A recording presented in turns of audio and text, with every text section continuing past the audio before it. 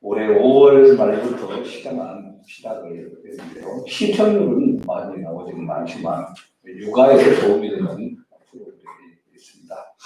저는 그저께 그리고 그 전에 한 번, 딱 2번 정도 풀로 보지는 않고 토막토막 봤는데 금쪽 같은 내 새끼 그런 프로그램이 있습니다.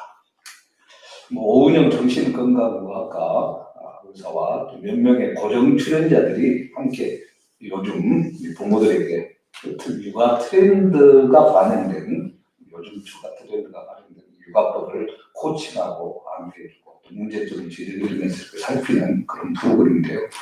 별의별 문제점을 가진 아이들이 다 등장을 합니다. 그리고 대부분 그 문제의 잘못된 것들은 이제 잘못된 육아로부터 비롯되고 있다는 것들을 이렇게 보여주고 부모가 또 자녀들이 어떻게 해야 될 것인가 그것을 알려줍니다. 아무튼 분명히 이곳에서 제가 앞에 나왔던 것들은 보지는 않았지만은 언급됐으리라 생각을 하는데 어린아이들이 가장 두려워하는 것 그것은 부모가 어디로 가버리는 겁니다. 갑자기 눈에 보이지 않을 때 가장 두려워합니다. 그래서 아이들은 엄마가 어디로 갈 것인지 또 좀 움직이려는 낌새만 보이면 엄마 어디가 자꾸 물어보고 기대고 그렇게 합니다. 자, 이럴 때 엄마가 어디 가지 않는다 이야기를 해도 아이는 자꾸만 불안하니까 엄마 어디가 계속해서 묻습니다. 그만큼 아이는 엄마가 없이는 잠시도 혼자서 무엇을 할 수 없다는 두려움 속에서 지내게 되는 것입니다. 오늘 말씀 속에서도 이렇게 예수님이 갑자기 어디를 가신다고 지금 말을 합니다. 그래서 이 말을 들은 제자들은 정말 당황스러운 상황이 되고 있습니다. 며칠 전만 해도 온 이스라엘이 나귀새끼를 타고 들어오는 예수님을 환영하고 종려나무 가지를 흔들어서 호산나 다윗의 이름으로 오시는지요 다윗의 자손으로 오시는지요 환영하고 난리였는데 좀 예수님이 갑자기 어디로 가신다고 하니까 황당할 수밖에 없습니다. 예수님은 지금 자신이 이 세상에 오신 가장 중요한 일인 십자가를 지기 위해서 가려가십니다. 제자들은 이런 예수님을 바라보면서 다들 불안해서 도대체 예수님이 어디를 가시려고 그러는지 그리고 예수님이 만약 계시지 않다면 우리는 어떻게 살아야 되는지 이 고민에 빠집니다. 자, 그럴 때 36절 말씀에 나온 것처럼 베드로가 이야기하죠. 주여 어디로 가시나이까? 이 말은 라틴어로 많은 그리스인들이 알고 있는 유명한 말입니다. 라틴어를 모르시는 분들도 쿠오바디스 독인데 1905년 노벨 문학상을 받은 폴란드 작가 헨리케 생키에비치 이분이 지었어요. 쿠오바디스 15년에 걸쳐서 1951년도에 영화가 나왔습니다. 그 뒤로도 몇 번에 걸쳐서 더 나오고 텔레비전 드라마로도 나오고 그렇게 했는데요. 이때 이 제일 유명한 말이 뭐입니다. 베드로의 주여 어디로 가시나요? 베드로가 로마를 떠나서 다른 곳으로 피신하려고 할 때 주님은 로마로 다시 들어오세요. 주님을 보고 주님 어디로 가십니까? 네가 떠난 로마에서 출국한다. 그래서 베드로가 다시 돌아오게 되는 그런 일이 전개가 됩니다. 이게 주님 어디로 가십니까? 이게 쿠오바디스토입니다. 다른 말로 바꾸어 말하면 주님 어떻게 하라고 주님 혼자 어디로 가십니까? 묻고 있는 거죠. 잘 알고 있던 어떤 사람이 평상시에 하지 않던 행동을 하면 주변 사람들은 이 사람에게 무슨 일이 있는가 보다 좀 의문점을 갖습니다. 여성분들이 머리만 이렇게 좀 긴 머리를 탁 잘라도 다들 궁금해하잖아요. 무슨 신경의 변화가 있느냐. 신경의 변화가 있어서 자르는 경우도 있고 불편해서 그냥 좀 시원하게 지내고 싶다 해서 자르는 경우도 있는데 어쨌거나 좀 이상하게 생각하죠. 제자들이 볼 때 지금 예수님이 좀 이상한 겁니다. 평상시에는 하지도 않던 제자들의 발을 씻어주시고 또 서로 사랑하고 거듭 붙어가고 있어요. 분명히 예수님이 자기들만 두고 어디론가 가시는 건데 도대체 예수님이 어디로 가시는 것인지 또 예수님이 가신다면 제자들은 자기들은 어떻게 이제 해야 되는 것인지 또 어떻게 예수님을 따라가야 할 것인지 고민이 많을 수밖에 없습니다. 이 문제의 해답이 바로 오늘 우리가 말씀을 나누고자 하는 핵심입니다. 예수님이 십자가를 지실 때 제자들에게 특별히 아주 머리에 딱 남게 세 가지를 보여주십니다. 그 하나가 이미 예루살렘 성에 입성을 할 때 성경 말씀대로 새끼 나귀를 타고 있어요. 수많은 이단들이 사진을 내걸기도 하고 심지어는 김정은까지도 그렇게 지금 김정은 맞죠? 김정은이다. 하고 있는 100만 타고 그냥 그냥 뒤에 이제 요한계시록이나 이런 데 보면 100만을 타고 막 나오니까 이단들 교주들도 다 100만 타고 막 찍은 사진들이 나오고 그럽니다. 그런데 예수님은 남들이 타지도 않는 제일 초라한 그것도 나귀 큰 나귀도 아니고 새끼 나귀를 타고 얼마나 뇌리 속에 거지. 성경 말씀을 이루기 위한 것이죠. 이건 또 다른 면에서는 아무리 세상 사람들이 예수님을 왕으로 세우려고 하고 높이려고 하고 기대하고 환영하고 그런다고 할지라도 예수님은 말씀만 따라서 철저히 죽어지고 낮아지는 그 십자가의 길을 택하겠다는 하나의 표현입니다. 그리고 또 하나, 이제 곧바로 있게 될 이 겟세마네 동산에서 고민하며 기도하는 모습입니다. 땀이 그냥 피가 될 정도로 예수님은 하나님 앞에서 솔직하게 이 십자가 지기 싫습니다. 두렵습니다. 고백을 하죠. 자, 그럼에도 불구하고 내 뜻대로 마옵시고 아버지의 뜻대로 되기를 원합니다. 하나님 앞에 모든 것을 맡깁니다. 기도할 때 자신의 고민, 두려움 다 감추지 않고 하나님 앞에 그대로 말씀합니다. 그러나 마지막 결국은 하나님의 뜻을 붙드는 모습으로 나아가죠. 자, 그리고 또 하나, 지지난주에 우리가 살펴봤는데요. 예수님이 직접 제자들의 발을 씻어주는 거였습니다.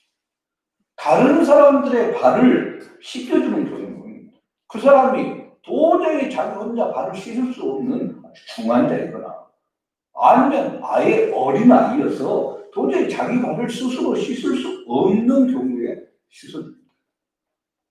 그리고 또 다른 경우는 발을 씻어주는 사람이 아주 신분이 낮은 종일 경우에 가장 낮은 위치에서 주인, 상대방의 가장 더러운 것들을 씻어주는 거죠. 완전히 환자거나 어리거나 그렇지 않으면은 진짜 높은 사람에서 내가 낮은 사람으로 씻어주거나 이게 뜻입니다. 근데 지금 예수님께서 제자들의 발을 씻어주셨습니다. 그냥 보면 제자들이 자기 발을 씻을 수 없는 환자도 아니고 그렇다고 예수님이 제자들보다 훨씬 낮은 종도 아닌데 발을 씻어줍니다. 그리고 전에도 계속해서 씻어주셨다면 당연히 씻는 것으로 받아들여야겠죠. 지금 이 순간 발을 씻어주고 계시는 거죠. 지금까지는 그렇게 하지 않았는데 얼마나 제자들의 뇌리에 이 장면이 남겠습니까? 근데 이건 죄 해결에 있어서 모든 인간들이 식물 인간과 같다는 것을 말씀하는 겁니다. 우리 힘으로 우리의 죄를 해결할 수 없습니다. 주님이 아니고서는 죄의 문제를 해결할 수 없기 때문에 죄인인 우리의 발을 주님께서 씻어주는 겁니다. 나는 내 죄를 씻을 수가 없습니다.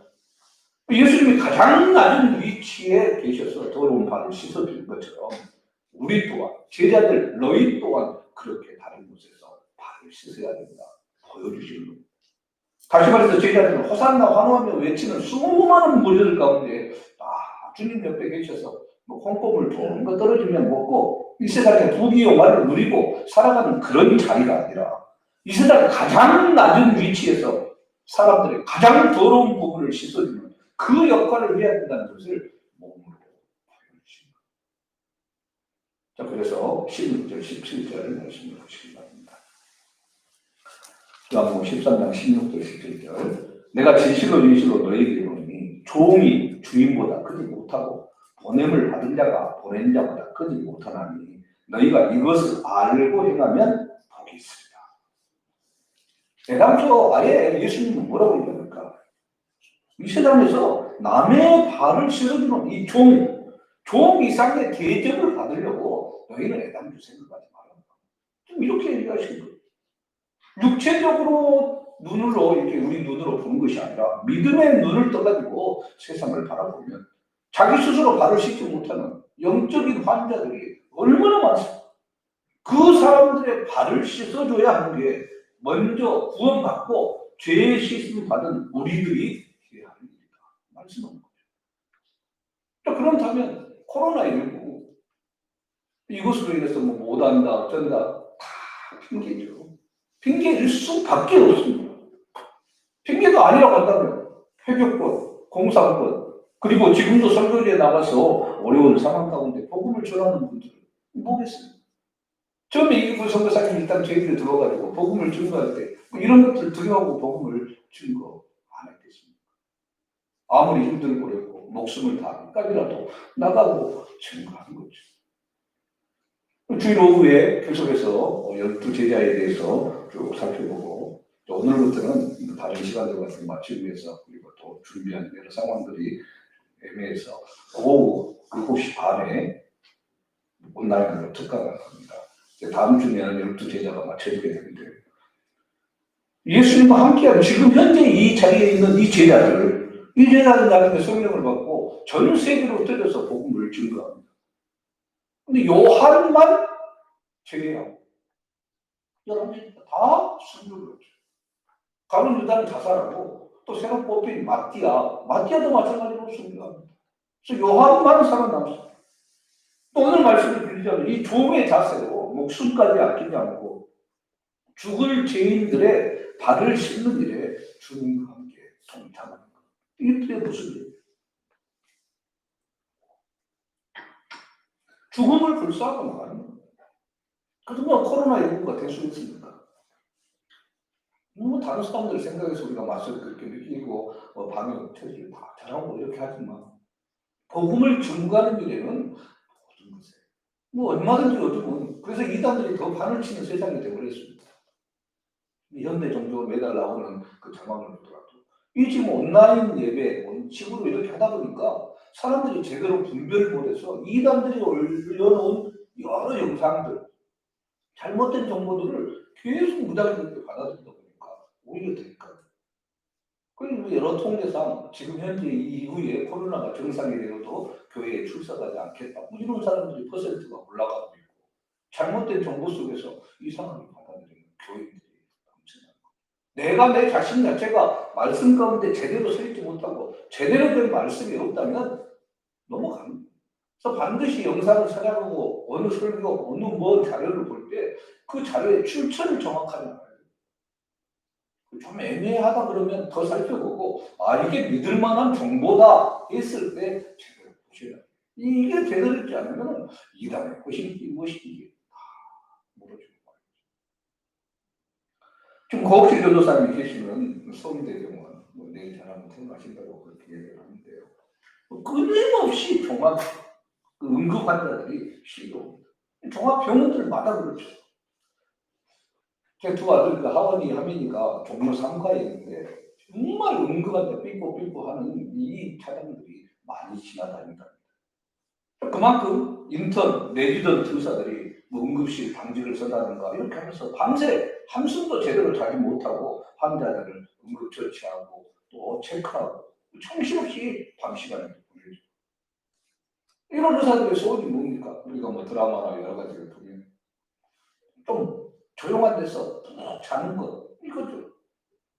이런저런 일로 수많은 환자들이 밀려올 때, 그야말로 의사의 직업은 이 세상 어떤 일보다도 고되고 힘들고 어렵습니다. 자, 그럼에도 불구하고, 다른 사람들은 할 수가 없는 사람의 생명을 살리는 이 일을 하고, 또 죽게 될 사람이 살아나는 그 모습을 바라보면서 의사의 자부심을 갖게 된다. 이렇게 됩니다. 물론 돈을 잘 벌고 그러니까 의사를 간다 그러지만 막상 들어가는 현장 속에서 이건 돈을 아무리 많이 줘도 못하는 것들이 많습니다. 이 땅에서 살다가 죽는 이 육체적인 환자를 고치는 이 일에도 이런 자부심이 있고 이런 감격이 있는데 영원한 생명의 자리에 서게 되는 이 영적인 환자를 고치고 살리는 우리에게 얼마나 더 큰 감격과 자부심이 넘쳐요. 이 세상에서 예수님은 그 믿음의 눈으로 이 세상을 보십니다. 그래서 예수님이 바라본 모든 인간들은 죄의 독이 타는 이 치명적인 독약을 마시고 지금 죽어가고 있는 그런 중환자들. 당연히 스스로 자기의 발을 씻을 수 있는 사람이 없습니다. 이 영적인 종합병원에서 근무하는 의료진, 우리 아닙니까? 제자들, 우리들이 해야 하는 일은 무엇이겠습니까? 중환자 한 명 한 명의 발을 씻어주는 일을 해야 되는 거죠. 고상하게 앉아서 음악 쫙 듣고 책 읽고 좋아하는 음식 딱 마시면 그 카페에 앉아서 차 한 잔 걸치고 이런 것만 지금 하고 있을 때가 아니라는 말씀입니다. 세상에 갈수록 더 힘들어지고 어려워지고 고달파지면 그럴수록 그들의 마음 깊은 곳에 병들고 상처에 있고 찌든 속에 우리가 활력을 불어넣어야 되고 새 생명의 자리를 나갈 수 있도록 해야 하는 거죠. 예수님의 제자들이 세상에서 가장 낮은 종이 되어서 남들은 아무도 하지 않으려고 하는 이 영적 중환자들의 발을 씻겨주는 일을 해라. 몸으로 직접 보여주십니다. 그래서 예수님은 우리들이 해야 될 사람은 분명한 것은 다른 사람에 대해서 우리가 너무 높은 기대를 하지 않는 겁니다.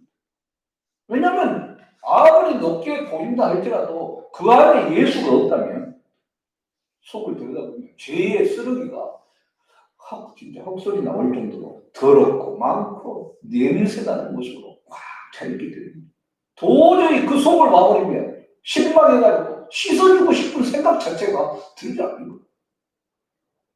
그렇다면 내가 왜 도대체 이런 인간을 씻어줘야 되나? 이 마음을 품는다면 종이 하는 거죠. 주인의 마음을 품고 나가는 거죠. 그래서 주님이 본을 보이신 이 본대로 순종하며 나가는 삶. 이게 쉽지 않은 겁니다.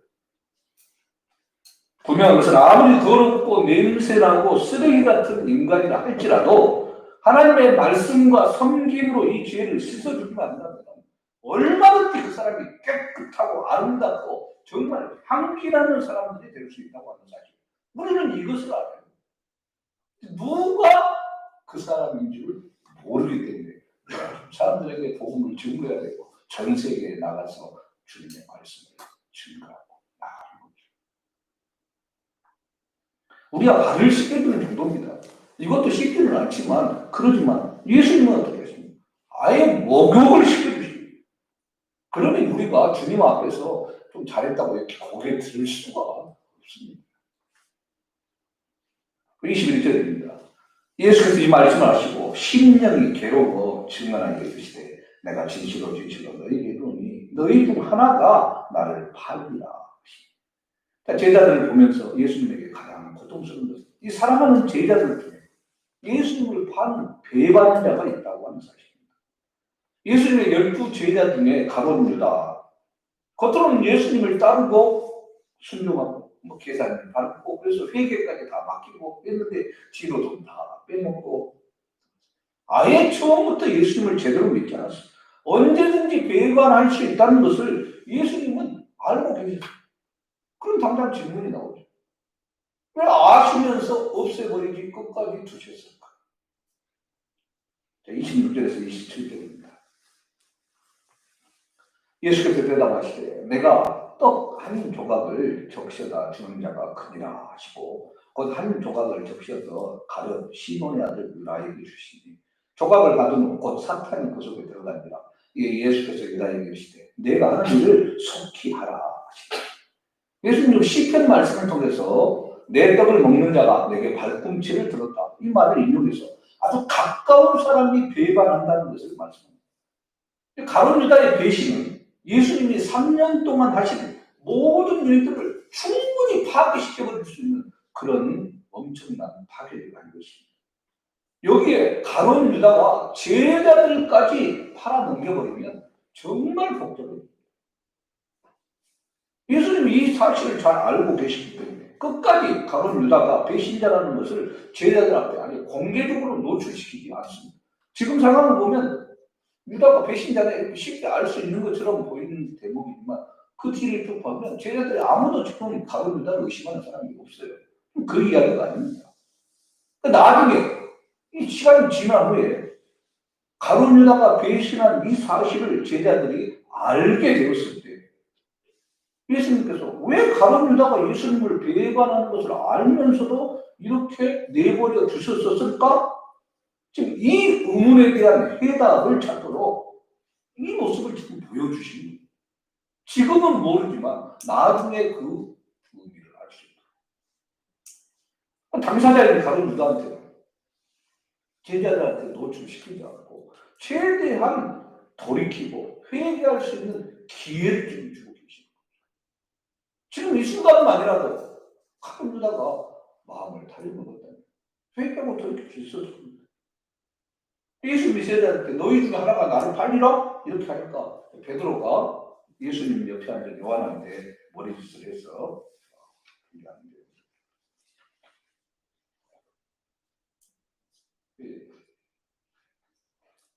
예수님이 12제자와 함께 식사를 하죠. 이게 제일 좀 그때 당시에 근거에서 그린 그림이라고. 레오나르도 다빈치의 최후의 만찬은 일직선이잖아요. 쫙 앉아있는데 이게 디귿자입니다. 이때 당시 이 디귿자에서 보통 하고 보시면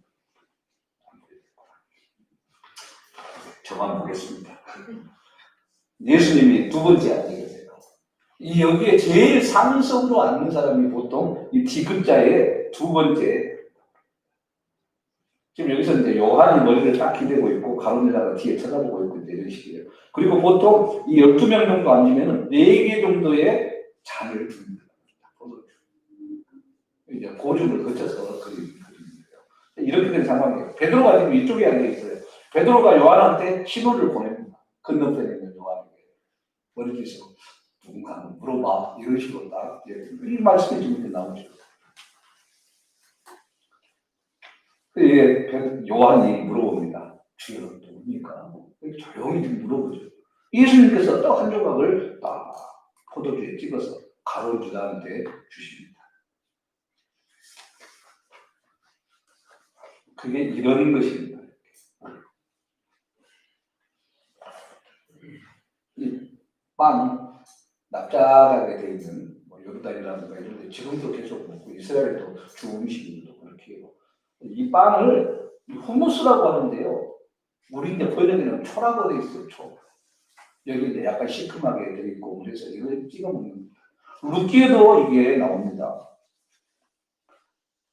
보아스가 루데에게 볶음국식을 초에다 찍어서 먹을 수 있게 하는데 이 후무스라고 그러는데요. 내 독조각을 초에 찍어라 이런 표현입니다.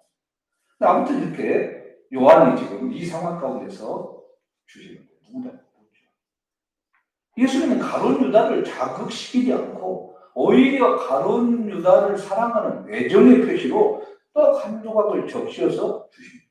이게 이때 당시 사랑의 표현이었어요. 좋아하는 사람들한테 이렇게 하는 모습. 그 나중에 가룟 유다도 자신이 잘못했다는 사실을 인정하죠. 그리고 받았던 돈을 안 받고 다시 돌려버려요. 나중에 이제 그것을 또 그런 죄인이 준 돈을 가지고 어떻게 할 수가 없으니까 그것을 길 가다가 예를 들면 노숙자라든가 아니면 그래도 죽는 사람들 그 사람들의 묘지를 만드는 그 털을 사려야죠. 이런 성경에 다 기록된 것들인데요. 아무튼 본인이 잘못했다는 사실은 인정합니다. 문제는 잘못을 알면서도 베드로처럼 회개하고 돌아오죠. 잘못을 아는 것과 회개하고 돌이키는 것은 전혀 다릅니다. 얼마든지 잘못됐다는 것을 인정하고 받아들이죠. 그러나 그것을 주님 앞에 온전히 내려놓고 다시 돌아올 수 있는 것. 이게 베드로와 가룟 유다의 차이였습니다. 그 제자들 중에 요한이 가장 어리기도 했고 예수님이 잘 챙겨주니까 식사할 때 버르는 것처럼 다 기대는 모습으로 나오는데 이게 뭔지고 이 질문에 하면서 가까이서 보니까 나중에 가룟 유다 이 모습 상황 또 마귀가 그 속에 들어갔다 이렇게 표현하는 이 대목에서 한참 지나서 가룟 유다가 생각을 줘. 어떤 모습으로 그 생각들을 했었을까? 왜 이 일들을 했었을까? 고민을 하면서 바라보니까. 그리고 언제 마귀가 유다를 이렇게 잡아당기고 그렇게 있었을까 생각을 해보니까 아마도 예수님의 떡을 받은 그 순간이었을 것 같다. 이렇게 생각이 든 거예요. 가장 가까이서 지금 요한이 예수님을 보고 있는 상황이에요. 아무래도 그 순간 가룟 유다의 이 표정이 뭔가를 결심하는 그런 표정으로 바뀌지 않았을까. 가까이서 봤던 요한은 그렇게 느꼈습니다. 다른 제자들은 느끼지 못하는 미묘한 변화죠. 그리고 이제 가룟 유다 조용히 예수님을 발표해서 밖으로 나가는데 30절입니다. 유다가 그 조각을 받고 곧 나가니 밤이라. 다른 부분이나 여기 보면은 돈 계산한 일이 있어서 네가 할 일을 속히 하라 그러니까 그런 일들을 하기 위해서 떡 한 조각 받고 나갔다. 이렇게 제자들은 생각을 했었어요. 나중에서 알게 된 일입니다. 그럼 가룟 유다 이 길로 바로 가서 군인들을 이끌고 예수님을 잡으러 오죠. 그리고 예수님이 누군가 표시를 하기 위해서 입에다가 거기다 꽂고 그래서 예수님이다. 저도 예수님을 잡게 된 거다. 그리고 이제 드디어 예수님께서는 제자들한테 정말 제자들이 예루살렘만 두려운 말씀을 하죠. 제자들만 남겨두고 어디론가 가야 한다는 말씀. 가룟 유다가 밤에 예수님을 버리고 간 것은 다른 제자들처럼 예수님 없이 살 수 없다. 이게 아니죠. 나는 예수님 없이도 충분히 살 수 있어. 이 자신감의 표현입니다. 다른 제자들은 모든 것을 다 뒤로하고 예수님을 따라왔는데 당황스럽게도 예수님께 제자들을 따라올 수 없는 곳으로 간다 하니까 난감한 상황에 지금 처해요. 이런 황당한 상황 가운데서 예수님은 제자들과의 이별을 세 번의 영광으로 표현하십니다. 31절에서 33절입니다. 그가 나간 후에 예수께서 이르시되 지금 인자가 영광을 받았고 하나님도 인자로 말미암아 영광을 받으셨도다. 만일 하나님이 그로 말미암아 영광을 받으셨으면 하나님도 자기로 말미암아 그에게 영광을 주시니 계속 영광 그렇습니다. 좀 예수님이 자신이 이렇게 비참하게 제자들한테 배신 당해가지고 죽는 이 상황을 뭐라고 표현합니까? 영광을 받으셨다. 영광을 얻으신다. 말씀하고 계십니다. 어떻게 제자한테 배신당하고 죽는 이것이 영광스러운 것입니다. 인간적인 생각으로는 정말 비참한 상황입니다.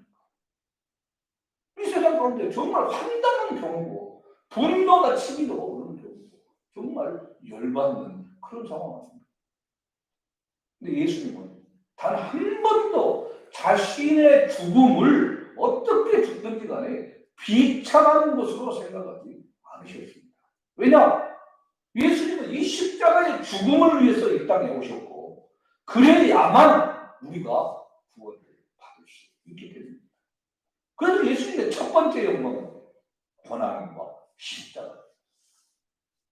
예수께서는 십자가의 그 순간까지 모든 것을 참으시고 고난 받으시는 것, 이것이 영광이고 또 잠시 후에 십자가 위에서 죽는 것, 이것도 영광입니다. 왜냐? 이것은 그동안 우리가 심장이 고장나서 간신히 숨만 헐떡이면서 그렇게 살아가는 죽을 지경이 되어 있는 이 상황, 이 원인을 몰랐어요. 고통 가운데 지냅니다. 남들은 뛰어다니는데 제대로 뛰지도 못하고 제대로 걷지도 못하고 고통 가운데 지내다요. 병원에 입원해서 검사를 해보고 진단을 받아보니까 아예 이 심장을 이식해야만 살 수 있다. 그렇게 이야기합니다. 절망 속에서 어떻게 할 수 없는 그 속에서 팔팔한 심장이 준비되었다는 소식. 어떻게 큰 수술을 이제 해야 되는 이 상황. 소망과 기대 속에서 그 자리에 지금 이 예수님의 고난과 십자가의 죽음이 바로 우리의 심장을 예수님의 심장으로 교체하는 대수술입니다. 그래야만 우리와 예수님이 연결될 수 있기 때문에 하나가 예수님의 심장이 내 안에서 살아 움직여야 내가 죽고 예수님이 내 안에 사는 거예요. 다시 말해서 예수님의 몸과 우리가 연결되어서 우리 안에 있는 모든 죄들이 예수님 앞에 다 넘어가서 해결이 되고 예수님의 안에 있는 성령의 능력이 우리 안에 완전히 자리 잡게 되는 이 대수술을 지금 앞두고 있는 상황. 그걸 그렇게 하고 만들고 있는 게 가론유다죠. 그래서 악인도 악한 날에 적당하게 쓰임받는 겁니다. 가론유다의 역할이 있는 거예요. 그리고 이것이 지금 하나님 앞에 영광입니다. 하나님 앞에 가장 큰 영광은 인간이 자기의 죄를 하나님 앞에 인정을 하고 모든 것을 깨끗하게 씻음 받아서 거룩하게 서는 겁니다. 하나님은 거룩한 분이라 거룩한 자만이 하나님 앞에 설 수 있습니다. 죄에 조그만 티끌만 있어도 하나님 앞에 설 수 없어 죽어요. 그런데 그 모든 죄를 주님께서 해결해 주십니다. 그런데 지금까지 아무도 죄인이 죄를 인정하지 않고 하나님 앞에 돌아오지 않았는데 예수님이 인간들의 죄를 대표로 인정하고 죽으시니까 이게 하나님을 인정하는 것이 되어지고 하나님 앞에 영광이 되어진 겁니다. 예수님 우리 모든 인간들을 대신해서 자신이 우리의 죄를 인정하고 십자가를 달려 돌아가셨지만 하나님은 예수님을 다시 죽음에서 살리심으로 영광스럽게 만들어주십니다. 그 결과 우리가 하나님의 자녀가 됐습니다. 그래서 우리 또한 영광스럽게 된 거죠. 왜냐? 내 안에 예수님이 계시기 때문에 수술을 하시죠. 대수술. 옛날에 숨쉬지 못했던 죄에 빠져서 거의 죽었던 이 심장을 끄집어내고 주님의 그 심장을 우리 안에 채웠기 때문입니다.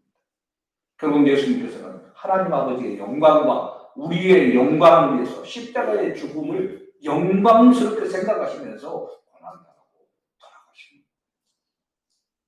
이것을 예수님은 영광이라고 말씀합니다. 그런 제자들한테 아무런 걱정하지 말고 이것만 기억해라 말씀하십니다. 그게 무엇입니까? 서로 사랑하라. 34절 35절입니다. 새 계명을 너희에게 주노니 서로 사랑하라. 내가 너희를 사랑한 것 같이 너희도 서로 사랑하라. 너희가 서로 사랑하면 이로써 모든 사람이 너희가 내 제자인 줄 알리라. 바로 이 앞전에 33절에 제자들을 뭐라고 부르냐면 작은 자들아 이렇게 부르시오. 예수님 없이는 아무것도 할 수 없는 어린아이라는 뜻이에요. 어린아이들 이제 예수님만 믿고 그대로 있기만 합니다. 부모만 믿고 그대로 그 자리에 있기만 하면 됩니다. 나머지 예수님이 다 알아서 해줍니다. 그 대신 할 일이 있죠. 제자들 서로 사랑하라. 왜냐? 예수님이 그 한 명 한 명을 엄청나게 생명을 다하기까지 사랑하시기 때문에 그만큼 서로에게 귀한 존재이기 때문에 사랑합니다. 바로 이때 우리가 처음 이야기한 것처럼 베드로가 얘기했죠. 주여 어디로 가시나니까 묻습니다. 36절에서 38절 시몬 베드로가 얘기했죠. 주여 어디로 가시나니까 예수께서 대답하시되 내가 가는 곳에 내가 지금은 따라올 수 없으나 후에는 따라오리라. 베드로가 얘기했죠. 주여 내가 지금은 어찌하여 따라갈 수 없나니까 주를 위하여 내 목숨을 버리겠느냐. 예수께서 대답하시되 내가 나를 위하여 내 목숨을 버리겠느냐. 내가 진실로 내게 이르노니 다굴기 전에 내가 3번 나를 부인하리라.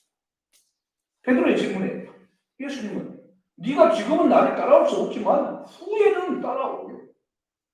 무슨 말입니까? 어느 누구도 대신할 수 없는 이 십자가를 주님이 지러 가는데 이건 네가 질 수 있는 게 아니다. 네가 할 수 없지만 나중에 성령이 임하고 죽음과 일의 고난 가운데 결국은 짐을 질 것이다. 그 말씀 그대로 십자가를 거꾸로 지고 예수님하고 똑같이 죽을 수 없다 해서 거꾸로 달려서 죽습니다. 자, 그런데도 지금 베드로는 예수님 앞에 왜 제가 지금 주님을 따르지 못합니까? 저는 죽을 각오가 되어 있습니다. 저를 데리고 가주세요. 베드로가 정말 때렸습니다. 그랬더니 예수님께서 또 한마디 하시죠. 너 다 물기 전에 3번이나 나를 부인할 것이다. 이 다른 또 본문을 보면은 이 모습을 위해서 내가 기도했다. 돌이키기를. 근데 지금 이런 여러 모습을 보면요. 지금 십자가를 바로 앞에 둔 예수님과 또 이 사실을 제대로 이해하지 못하는 제자들 사이에 서로 지금 주고받는 대화가 이건 필터가 지금 안 맞고 예수님은 이걸 얘기하는데 제자들은 엉뚱을 놓고 좀 그렇습니다. 그 이유가 뭐겠습니까? 아직 지금 성령이 임하시기 바랍니다. 아직 심장 이식 수술이 완료되지 않았거든요. 지금 기다리는 단계고 수술을 준비하는 단계입니다. 숨을 제대로 쉬지 못하고 있기 때문에 알지 못하는 건 당연한 겁니다. 그러나 마침내 주님께서 십자가를 지시고 부활의 능력으로 제자들과 함께 하십니다. 그리고 승천하시면서 성령을 받기까지 머물러 있어라 해서 제자들이 순종하고 마가의 다락방에서 120명에 같이 기도하고 기다립니다. 성령의 능력이 임하게 되죠. 초대교회 성령의 역사가 이어져서 지금 우리 가운데 함께한 거예요. 주님의 심장이 우리 가운데 거하게 해서 우리가 숨을 쉬고 지금 이 말씀 이런 장소의 내용들이 우리에게 이해가 되는 겁니다. 아직도 수많은 사람들이 이런 본문, 이런 이야기, 성경 말씀을 이야기해도 가슴에 다가오지 않습니다. 왜냐? 심장이 예수님의 심장이 아닌데 예수님의 말씀을 어떻게 이해하겠습니까? 그래서 병에 걸려있고 지금 죽어가고 있는 이 사람들에게 심장을 좀 갈아주는 역할, 영적인 종합병원, 의사의 역할을 우리가 해야 됩니다. 근데 문제는 계속해서 얘기하지만 겉으로 봐서는 몰라요. 잘 살고 있는 것 같아요. 그 속에 심장이 괜찮은 것 같아요. 그래서 누구에게나 복음을 증거해야 되는 겁니다. 아무리 높게 보인다 할지라도 아무리 낮게 보인다 할지라도 누구에게나 동일한 주님의 심장이 자리 잡아야 하기 때문에 복음을 여기서도 전해야 되고 세계 다른 곳에 나가서도 전해야 되고 국내 선거도 해야 되고 해외 선거도 해야 되는 이유들이 우리가 이 세상을 이길 수 있는 것 서로를 미워하고 도망가고 우습게 여기는 것이 아니라 예수님을 구주로 믿고 따르는 형제자매들 서로 살아가고 우리 안에 있는 이 힘들이 서로 하나 되어지고 예수님의 그 심장을 바라보면서 겉모습은 볼품없게 보이지만 주님의 심장이 그 안에 있기 때문에 정말 주님을 사랑하는 그 형제를 사랑하고 아끼고 돌보고 함께 격려하고 나가는 것. 우리가 서로 살아가지 못하면 우리를 호시탐탐 노리는 이들에게 우리는 먹힐 수밖에 없습니다.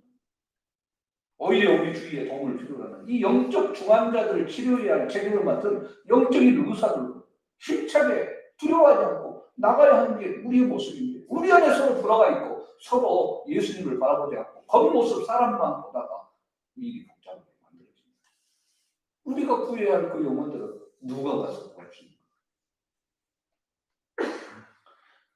오늘도 우리는 누군가의 발을 씻겨줘야 되고 정말 가장 위대한 이 세상에서 가장 중요한 일을 하고 나아가야 되는 존재라는 사실을 우리는 알아야 됩니다. 예수님께서는 당신의 심장을 우리에게 심어주십니다. 우리가 그렇게 존귀한 자들이라는 사실을 알고 살아야 됩니다. 11월에 한 달을 첫 시작하는 이 첫날 모든 고통과 어려움 속에서 더러워진 발을 서로께 감히 씻어주고 따뜻한 사랑 가운데 서로 섬기고 나보다 낫게 여기는 마음을 갖고 나가야 될 것입니다.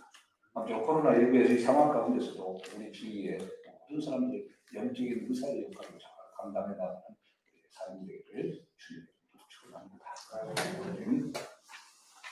변함없는 은혜와 사랑으로 우리를 붙드시고 인도하시는 사랑의 하나님, 예수 그리스도의 심장을 우리의 가슴 속에 담게 하시고 날마다 주의 심장의 능력으로 살아가게 하신 것을 찬양합니다.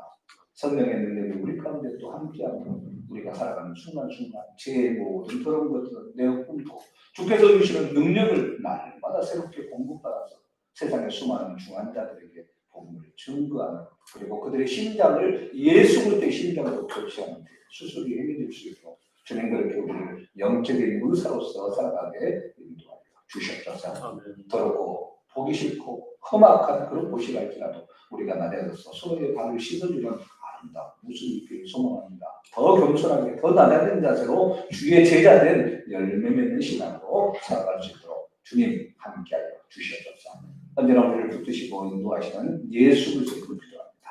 아멘. 제가 앞서 찬송 266장